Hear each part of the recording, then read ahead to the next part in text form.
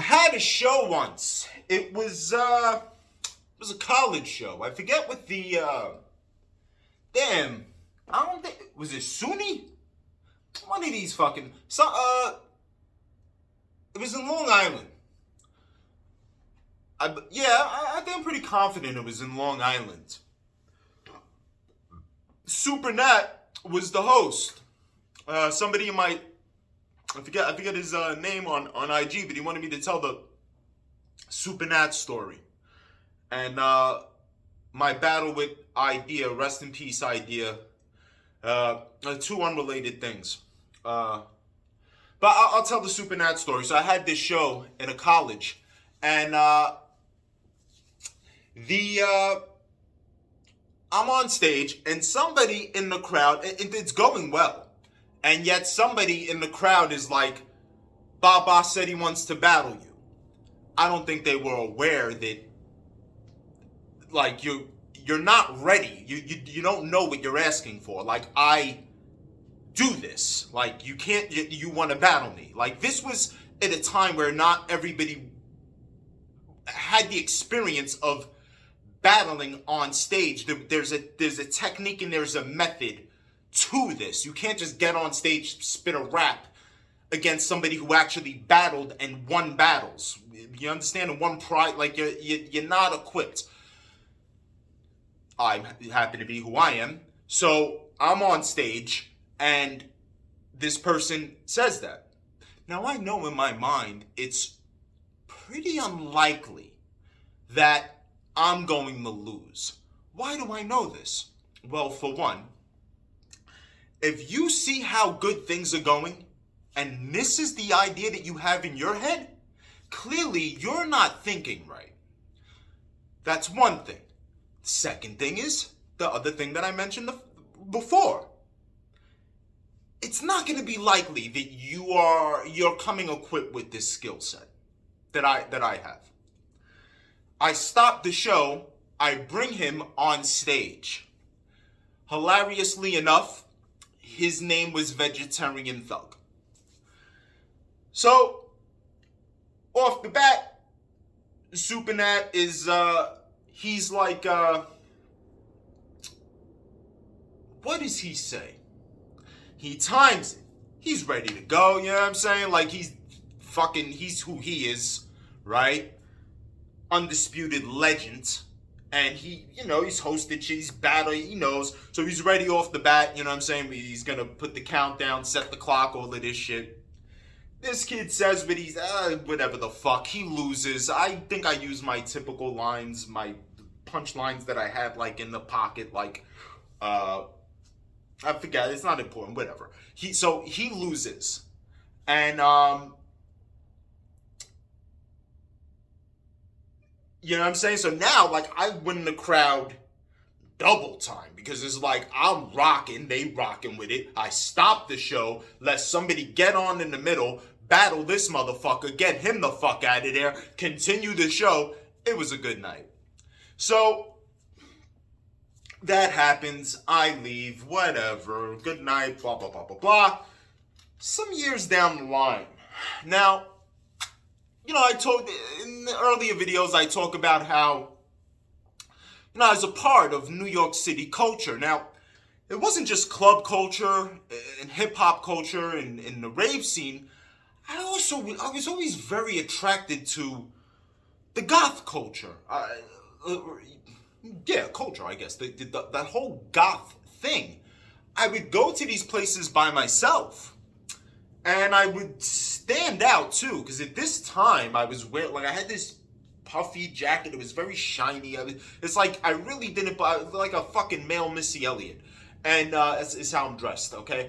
And I'm showing up to these goth places where everything is like, it's death and darkness and blah, blah, blah. I would eventually realize that this is just another beauty pageant. Like, you motherfuckers are pretending to be like the antithesis of like a Beverly Hills girl who cares about being pretty, but you probably spend more time in the fucking mirror than she does.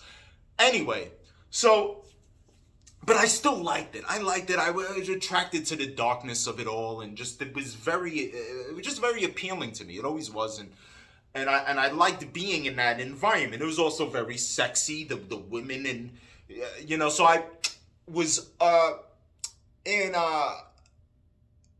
I find myself, and I would go to these places by myself. I don't know where were my friends.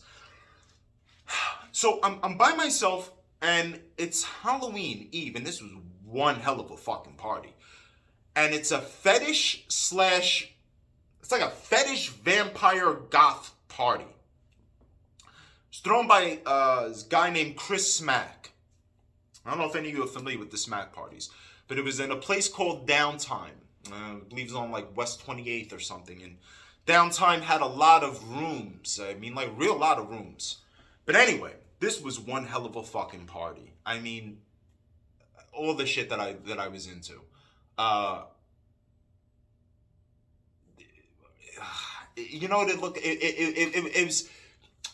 It was like one of those exaggerated scenes that you see in movies, but this was like the real deal. Girls are walking other girls on leashes, just all of this sexy fucking shit, like just like foot fetish, all of this shit.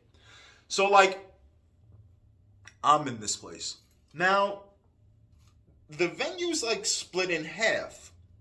So there's another, so there's a line to get into this other venue.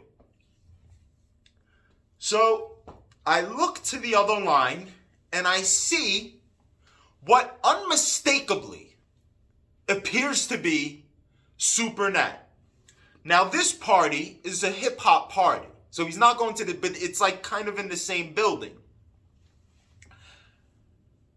I know it's Supernat. I know it's him. I know what he looks like. I'm not crazy. Yo, what up? You don't want to say anything. Because he sees me on the line with these people. So he doesn't want to like acknowledge or whatever. So I'm like, yo, Supernat, right? He's like, no. So I think because he sees me, I don't know what he thought. But he I don't know if he felt uncomfortable or embarrassed, something like that, where he didn't want to like show that he didn't want me to know that it was him or something.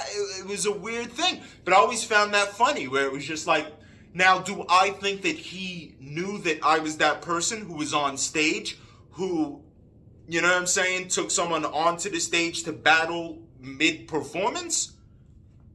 No, I don't think he knew that. But I just thought that was funny that he saw what I was a part of and just was like, would deny, like just wanted nothing to do with it. So that's my Supernat story. How much time I got? It's 8:30. Okay, so I guess I'll talk about the idea battle. There's honestly not really much to tell. It was a bragging rights.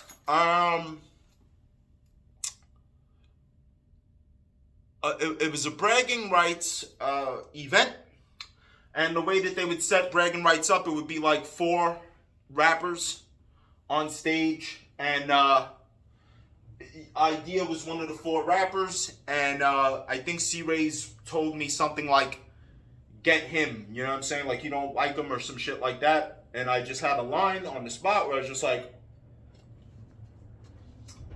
this dude, I got no need to fight him or break him, but if C-Ray's walls don't like him, I hate him. You know, that was that. It wasn't really like a battle me versus him one-on-one kind of thing. That might have been the bragging rights that I won. I don't know if I won. I definitely won 1. I don't know if I won 2, but I know I won 1 bragging rights. And yeah, that was pretty much that. There's really not much to tell there. I battled Blueprint. I don't know if you guys know the artist Blueprint. I think he's down with Rhymesayers. But I battled him in a cypher at a Rocksteady event. think it was me, him, Thurston was in the cipher, but I don't know if there was a separate cipher with Thurston, but yeah, it was a Rocksteady event. Me and him battled. I remember having a line where I said something like, "You're a blueprint. Many styles is the job when it's complete." You know, there's not really much to tell from these. These were, short. I don't. There's only so much I can extract from these memories. There's a lot of people I battled on stage, though. A lot of rappers, legendary names. I've battled Technique. I battled PH, rest in peace. I've battled Tone Deaf, Pac FM. I don't know if I ever went against Subconscious. C-Ray's Walls. I have some losses. I battled Cole. I lost it. It's weird because I don't remember that one. Icon. I lost that one because I wasn't prepared, and Icon was prepared. You fucking prick. And then he tells me, I was like, "Do you have anything prepared for me?" He's like, "No." Meanwhile, he had fucking shit prepared. I should have known better. So I battled him. And Tony, oh man, what a mess. And then I resort to lines. Icon, you're going to like this. I resort to lines that I have from a song where I mention Icon. An unreleased song. My mics are bomb the size of a python, programmed to destroy icons, decoys with ice on.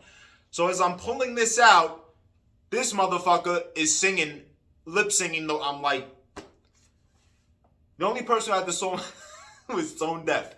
Thanks, Tone. So that was that. So yeah, but nonetheless, the overall point is, I had these, I had a lot of battles. Some of them I can't even remember, honestly, but it would happen all the time. And then there was just countless amounts of just battling people in the street, in Times Square, 42nd Street Guys. Street Guys were the easiest because it wasn't like the URL Street Guys. These motherfuckers were rapping like, I don't know, weak ass version of the Locks or some shit. They just weren't fucking. It was very easy to get like past them, and